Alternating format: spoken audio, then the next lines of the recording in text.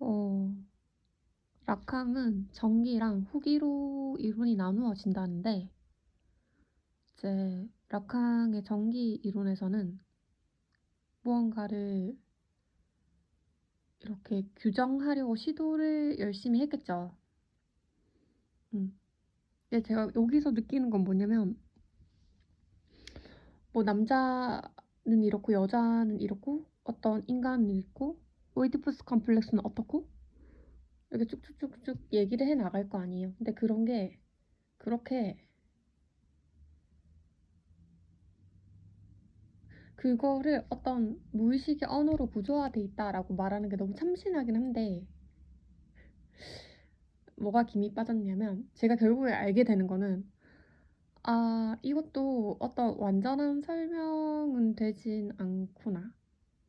그러니까 저도 완전한 설명이 없을 거란 걸 너무 잘 알거든요. 그런데 그 당시에 되게 최신으로 음 이때까지 아닌 거 아닌 거 아닌 거 해서 이제 이거다 이렇게 짠 했을 때 그런 기대감이 있었을 거 아니에요? 그런데 아, 얘도 뭐 그냥 한 불완전한 인간의 생각이구나 라는 거죠. 물론 그거를 만들어내는 건 너무 힘들어요.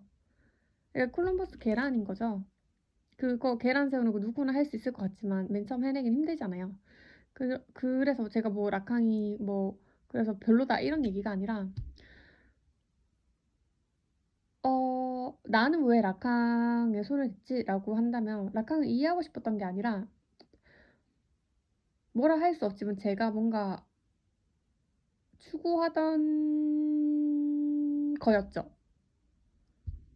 그래서 이런 걸 설명하는 게 너무 힘들기 때문에 항상 제가 또 이렇게 이런 때가 오면 이렇게 기록을 남겨두는 것 같은데 제가 그러니까 락항 전기 이론에서 이제 어떤 걸 되게 우리가 구조화하려고 시도를 했지만 결국엔 그거는 비물질적인 것이 물질에 다 담기지 않는다는 거잖아요. 불가능하다는 거잖아요. 우리가 늘 하고 싶어 하지만. 그러니까 락항 이론에 대해서 가장 즐기고 만족한 사람은 락항 한 사람밖에 없지 않을까. 왜냐면 락항은 자기 자신이 그 이론이라는 대상을 만들기 위해서가 아니라 그 이론이라는 대상은 결과적으로 만들어진 거고 자기가 뭔가를 추구하는 과정에서 이제 부산물이라고 말을 했을 때 사실은 결과물인 거죠, 이론은. 근데 그게 부산물이고 그거 말고 뭔가 자신의 어떤 영혼을 충족시키는 어떤 거를 추구하면서 가장 즐겨면서 만든 자신의 어떤 역작인 거잖아요. 이론이라는 게. 거기서, 그러니까 충분히 거기서 즐기는 건 락강뿐이다. 그래서 저는, 그러니까 락강 이론을 맨 처음 알게 되었을 때, 이제 그걸 연구하는 어떤 부분을 통해서 알게 됐을 거 아니에요. 제가 그때 말했던 게, 락강 이론 말고 자기만의 이론을 만드는 거 좋지 않을까요? 라고 했을 때, 그분은 그 소리를 되게 싫어했거든요. 그런 생각이 나더라고요.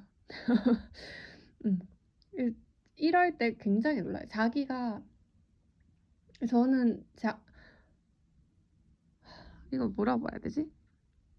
어떤 의도하지 않고 그냥 그때 나오는 자연스러운 말들은 대화 속에서 나오는 말들은 날라가 버리잖아요. 근데 그런 말들 중에 너무나 중요한 것들이 많다. 나는 이미 알고 있었던 거야. 그래서 종종 사람이 착각을 해요. 그런 물질적인 게 확실히 눈에 보이는 외관이기 때문에 착각을 한다고. 근데 우리가 추구하는 건 외관이 아닐 거예요. 다른 어떤 비물질적인 걸 추구를 하는데 이제 근데 비물질적이면 우리가 그걸 지시할 수도 없고 뭔가 이게 진행이 안 되잖아요. 아니면 끊임없이 어떤 비물질적인 것으로 남아있는 그거를 의식적으로 그렇게 추구하는 행위를 계속하지 않는 이상 우리는 외관에 항상 사로잡히고 외관을 통해서 생각하는 것에 대해서 너무 익숙하다는 거죠. 그래서 착각이 종종 많이 일어난다. 그런 얘기를 전 담아두고 싶어요. 그런 게 되게 확실하게 많이 벌어진다는 거예요. 그러니까 라캉이 이론을 만들었지만 결국 그 사람한테 중요했던 거는 라캉이 가장 중요했던 거는 그 이론을 만드는 것 자체가 아니었을 거라는 거죠. 그런 물질적인 거를 그 사람이 추구하면서 만족할 리가 없다. 모든 사람은 사실 그렇다. 어떤 물질적인 거에 자기가 바로 그게 내가 원하던 것이야 라고 한다면 전 진짜 거짓말이라고 생각해요. 절대 그게 일치할 수가 없다는 거. 그래서 저는 그래서 그러면 이렇게 말을 할 수가 있겠죠. 우리가 비물질적인 것을 물질에 담을 때 사실 그거 아닐까? 코에 걸면 코걸이, 귀에 걸면 귀걸이, 목에 걸면 목걸이, 팔에 걸면 팔걸이 그런 느낌이라는 거죠. 어떤 이론들이. 그래서 저는 이거를 가장 딱 명징하게 했던 게 사피엔스 유발 하라리의 사피엔스에 나오듯이 유발 하라리가 이렇게 좀 말했던 그런 부분들인 것 같아요.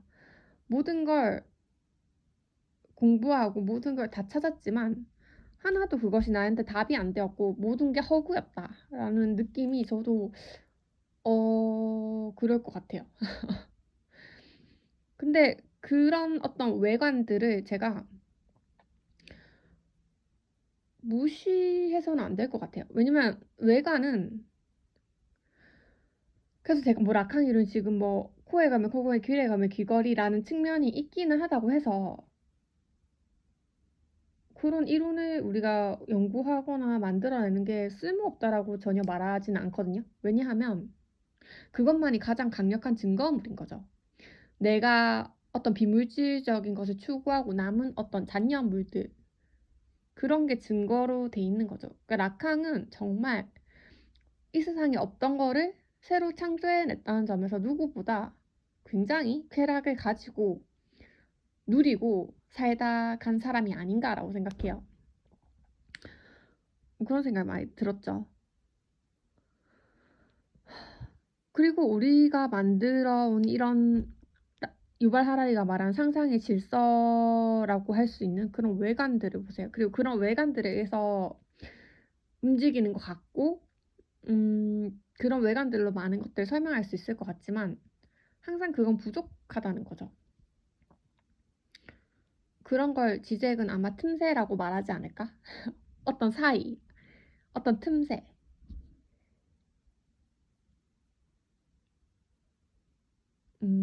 그 틈새에 대해서 얘기를 해볼까요? 근데 이렇게 설명해도 좋을지 모르겠지만 저는 이렇게 생각하고 있어요.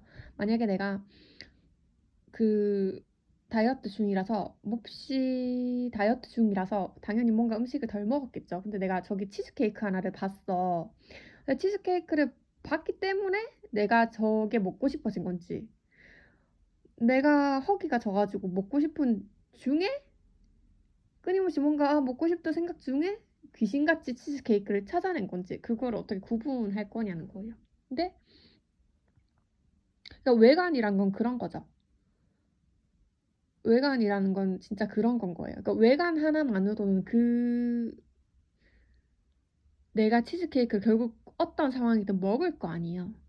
내가 봐서 배고파졌으면 먹을 거고 내가 배고팠기 때문에 치즈케이크를 발견한 거면 또 먹을 거 아니에요. 그러니까 외관이라는 건 내가 치즈케이크를 먹는다는 걸로 남겠지만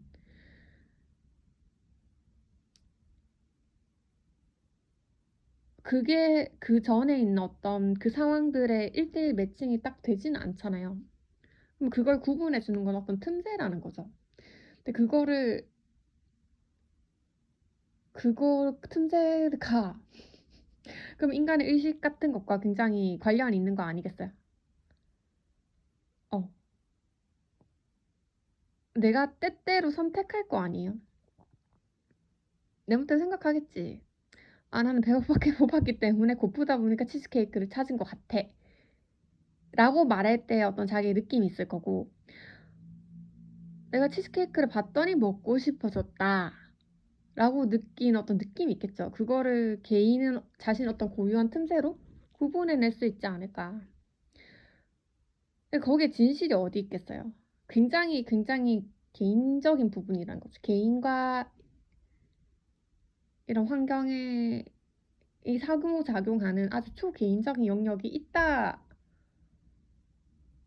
라캉은 주장하는 부분이 아무래도 있잖아요. 저 굉장히 동의하는 바고 좀 그런 것들을 느꼈던 게 좋았던 것 같아요. 그러니까 끊임없이 움직이는 외관이랑 그거를 다 담아낼 수 없는 어떤 비물질적인 어떤 부분에 대해서 그런 게 라캉의 전기 이론에는 쉽게 말하면 그런 비물질적인 것을 라캉도 물질로 담아내려고 굉장히 노력을 했다는 거죠. 그런데 후기 라캉에 와서는 그 비물질적인 것을 물질로 완전하게 다 담아낼 수 없다라고까지 하진 않겠지만 좀 그게 굉장히 우리가 생각하듯이 어떤 순서에 의해서 인과적으로 일어나는 그런 게 될 수 없다는 걸 라칸은 깨달은 것 같아요. 그거를 이제 알랭 바디우 같은 사람은 어떤 사건이라고 하잖아요. 사건의 통과라고 말을 한다고요. 사건의 통과. 그리고 그 밀란 쿤데라에서 그렇게 말을 하잖아요. 니체의 어떤 영원한 회귀에 대해서 한 번뿐인 것은 없는 것과 똑같다는 거죠. 우리의 매 순간이 리허설 없이 다가온 어떤 인생의 체험들이잖아요. 그 굉장히 초개인성을 강조하는 얘기들인 거잖아요. 그러니까 그런 초개인성이 지금 사람들은 많이 보지 못하는 시대인 것 같다라는 거예요. 그게 여전히 사회에서 정말 우리가 살아가게 만드는 어떤 영역임에도 불구하고 어떤 그런 초개인적인 영역이 굉장히 두드러지지는 못한 것 같다. 그 부분에 대한 탐구가 이제 이어지겠죠. 왜냐면 그 부분이 더 중요하다는 걸 알 테니까.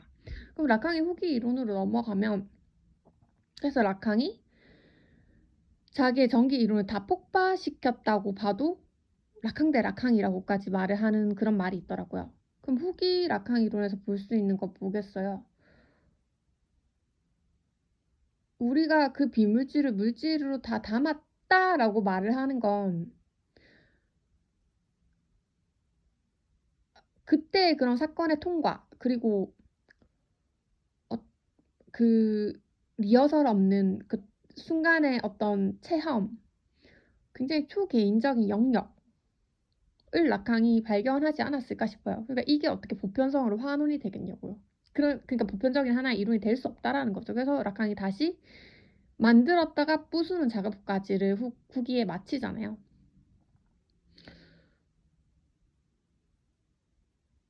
그런 게 멋있다. 인간적으로 살 수 있는 게 저거 이상이 있을까? 라는 생각이 들 정도로 너무 인상이 깊었어요. 그러니까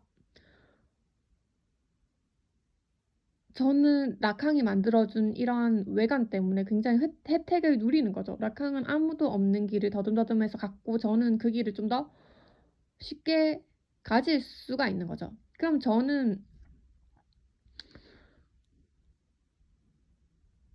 어 그러니까 라캉이 만든 외관은 뭐예요? 자기가 어떤 비물질을 물질로 담는 어떤 이론을 만들어서 그것에 어떤 쾌락을 누렸지만 그런 경험이 빠져나간 어떤 쾌락의 사건이 지나고 난 다음에 그 이론은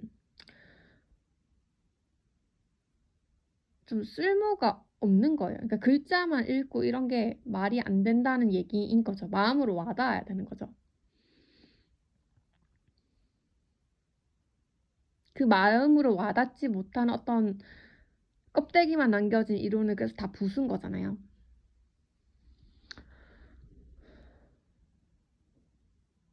근데 왜 제가 여기에 대해서 굉장히 흥분을 하냐면 저도 쫓았던 게 그런 류의 것인 것 같거든요.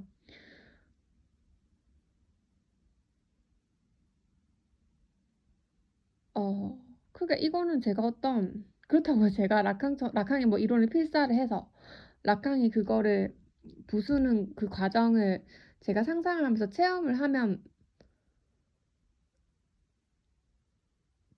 되냐라고 하지만 그건 재현이잖아요, 재현. 재현이잖아요. 그러니까 이게 내가 목표로 하는 거는 그 락항의 어떤 즐거움인 거예요. 그 락항의 즐거움인 거예요. 락항의 즐거움과 같은 거. 락항이 느꼈던 그 즐거움이 아니라 이제 내가 즐길 즐거움을 추구를 하는 거죠. 그건 저런 식으로 얻어질 수 있겠구나라는 힌트를 얻을 수가 있어서 기쁜 거예요. 그럼 내가 얻는 그 쾌락에 대해서 말을 하자면 그것이 첫 번째로 이런 힌트를 얻을 수 있죠. 첫 번째로 내가 굉장히 어떤 비물질적이고 정신적인 것을 추구하는 그 과정이고, 그리고 그걸 내가 올바르게 해냈다면 어떤 창조적인 결과물이 남는다라는 거예요. 두 번째 힌트는 그 창조적인 결과물이 그걸 부산물로 취급을 해야 된다라는 영감을 락항으로부터 얻을 수 있어요. 이게 무슨 얘기냐면 다시 아이고 다른 외관들은 다 거짓이고 내 것만이 진짜야 라는 건 다시 환상에 사로잡히고 스스로를 속이는 일이라는 거죠.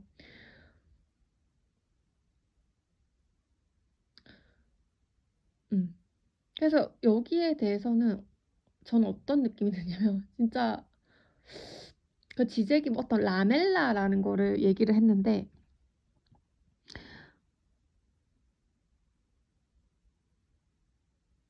만약에 그거를 내가 자각할 수는 없지만 내가 추구하는 어떤 무언가라는 느낌이에요.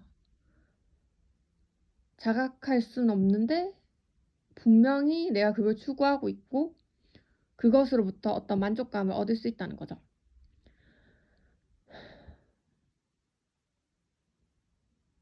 그래서 자기의 어떤 창조물을 만들기 위해서가 아니라 어떤 정신적인 만족감을 추구하기 위해서 행위를 하다 보니 나온 어떤 부산물이 창조물이라는 거죠. 음. 그러니까 거기에 다시 의미를 두는 건 내가 다시 굉장한 착각을 하는 거죠. 외관에 사로잡힌 착각을 하는 거죠.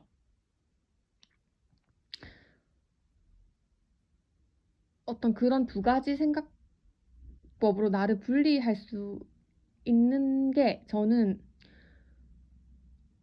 지금 만들어지고 있는 미래에 가까운 이해력이라는 생각이 들어요. 그 점이 굉장히 스릴 있고 재미있고요. 그런 생각이. 제가 그러니까 첫 번째는 뭐라고 했죠?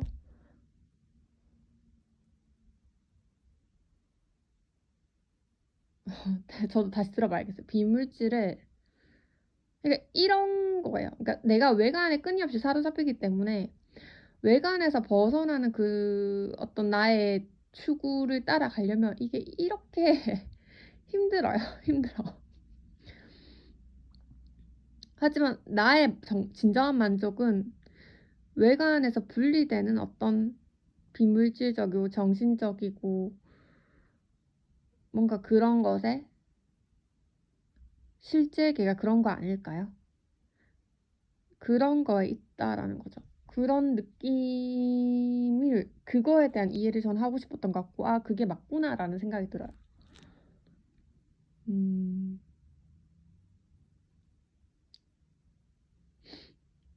그러니까 내가 발화하고 내가 행동하는 모든 삶은 바로 지금 내가 얘기하고 있는 그런 어떤 정서적인 만족감을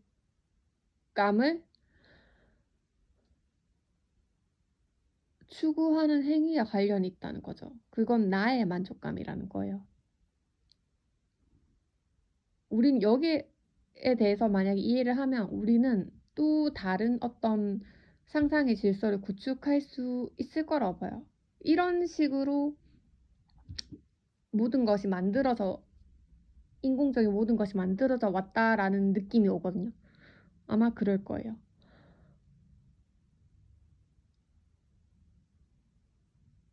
음.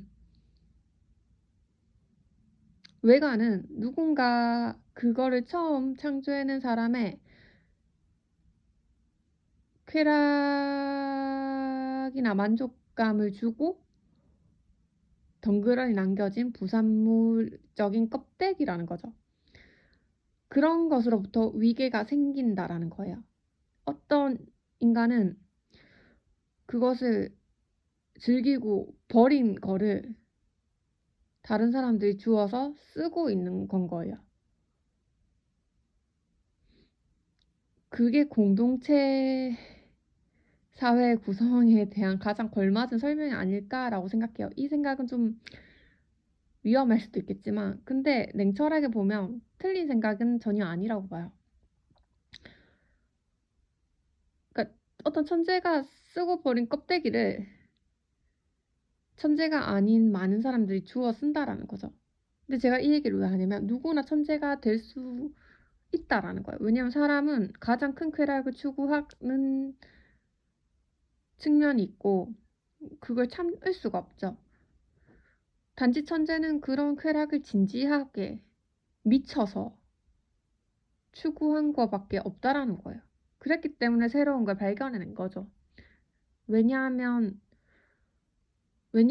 그런 자신의 정신적인 만족은 가장 개인의 고유성이랑 직접적으로 관련을 맺으니까요.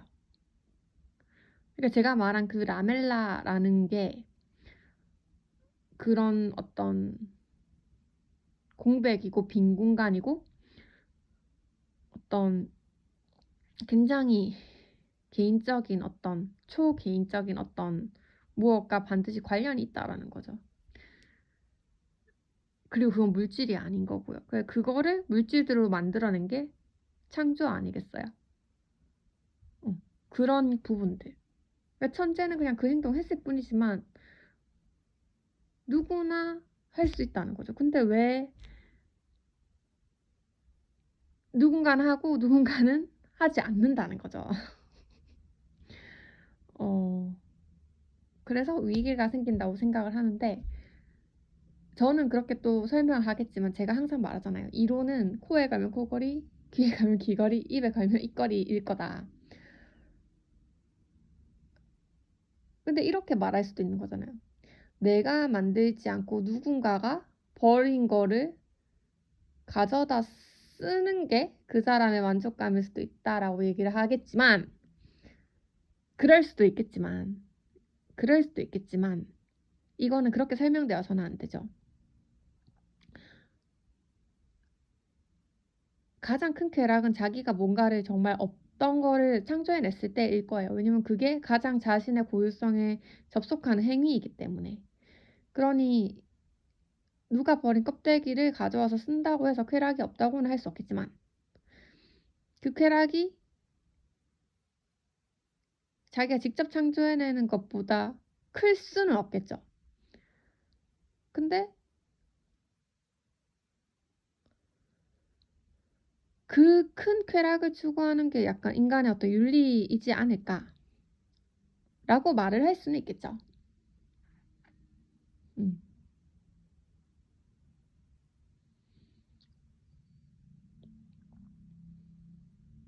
근데 여기서 뽑아낼 수 있는 사실은 뭐냐면 어쨌거나 누군가가 쓴 큰 쾌락에 대한 우리 모두가 큰 쾌락에 대한 어떤 열망은 있다라는 거죠. 그러니까 천재가 되는 길이 제일 빠르다는 거지. 나도 쾌락을 누리고 내가 만들어낸 걸 다른 사람들도 좋아할 수밖에 없잖아요. 그건 누군가의 큰 쾌락이라는 어떤 걸 본능적으로 알기 때문에 그런 창조물을 사람들은 즐길 거라는 말이죠. 그러니까 문화는 항상 위에서 아래로 흐르는 게 맞더라. 맞더라. 그냥 그뿐이란 생각이 드는 거죠. 아, 어떤 누군가는 자신의 고유성을 실현해서 무언가를 만들어내고 다른 누군가는 누가 만들어 내온 그 껍데기를 가져다 쓰기도 하구나.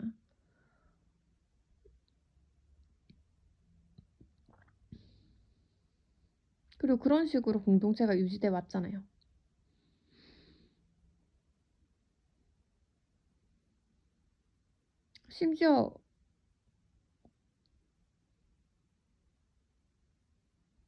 심지어 절대적인 쾌락을 누리는 어떤 절대자인 신을 상정하면서 그 신이 쓰다 버린 껍데기, 성경책 같은 거를 즐기면서 공동체가 구성되기도 하잖아요. 종교 활동 같은 것들. 그러니까 진짜 단원적으로 말하건대 사람들의 모든 관심은 쾌락이라는 거죠. 근데 그 쾌락이 에 대해서 연구를 지금 해서 나온 내용들을 보니까 그게 꼭 물질적인 대상을 소유하는 것은 하나의 착각이고 우리가 그거를 경유해서 우리가 그런 창조물을 경유해서 얻는 어떤 정신적인 만족감이 있다라는 거죠. 그리고 그냥 인간은 그런 만족감을 추구하면서 사는 존재일 뿐이라는 거죠. 삶에 뭐 대단한 의미가 있는 게 아니라.